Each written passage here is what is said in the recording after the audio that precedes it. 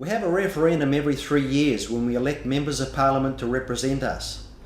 Why do we need referendums, and why not simply let the professionals do their jobs? Well, I think it's because they sometimes run away and they do what they're not supposed to be doing. In Britain, for example, we have a party called the Liberal Democrats. The leader of that party actually literally signed, a pledge that he would not put up tuition fees for universities. Then when he comes in, he triples them. So he's actually literally gone against his own word. Now, people cannot do anything, and then, come the election time next time around, there's no way they can hold him to account. I mean, they can boot him out, but it's way too late. If you have mechanisms for direct democracy, like they have in Switzerland, or in Uruguay, or in certain American states, then the people can gather signatures before that law comes into play, before that law is enacted or is given royal assent. So it gives the people a chance to basically veto legislation by politicians who have, well, frankly, lied about what they were going to do. So it's because you can't always trust politicians. You need to have a mechanism that can hold them to account. That's why we need referendum. Because an election is not really a referendum in the context that you're putting this issue. An election is about a multiplicity of issues on which people vote for multiple reasons, many of which will not have even a consensus of 50% plus. We're talking about a referendum where the specific question, with clarity, with a proper debate, with a question that is capable of certainty, is put to the people.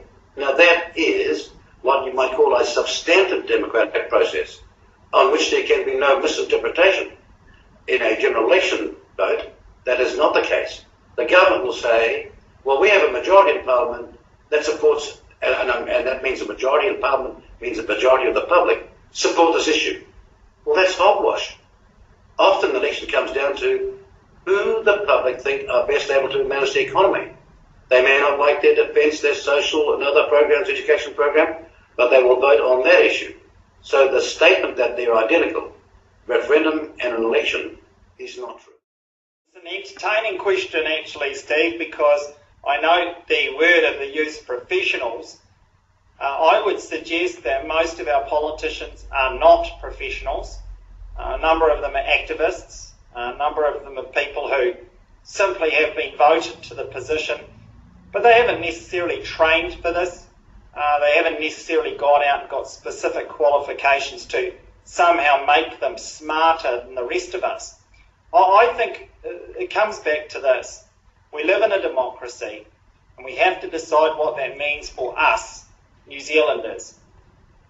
For me, it means that the people should actually be in the charge of our country, that the people are entitled from time to time to tell the government of our country what they want to happen, and the government, as servants of the people, should be expected to do it. Now, that's my view of how a good modern democracy should work. It is much easier now to hold referendum than it used to be.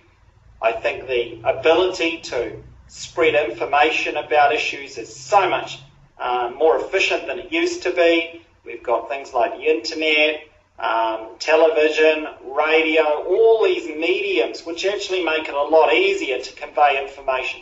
So look, for me, I don't think that it's acceptable to have one referendum every 3 years that counts, but any one in between simply doesn't count. That's a double standard, unacceptable to me. And I point this out too, that when we have an election every 3 years, politicians make all these promises, but we have proven time and time again they don't keep them. And so for me, it's all very well to have a referendum where we elect these so-called professionals, but these are not people who keep their word. These are not people who stick to the party and policy platforms that they promised the electorate. And we simply need a safeguard. We simply need something that can protect what the people of this country actually want. It's about us having a nation that reflects what the public want it to be.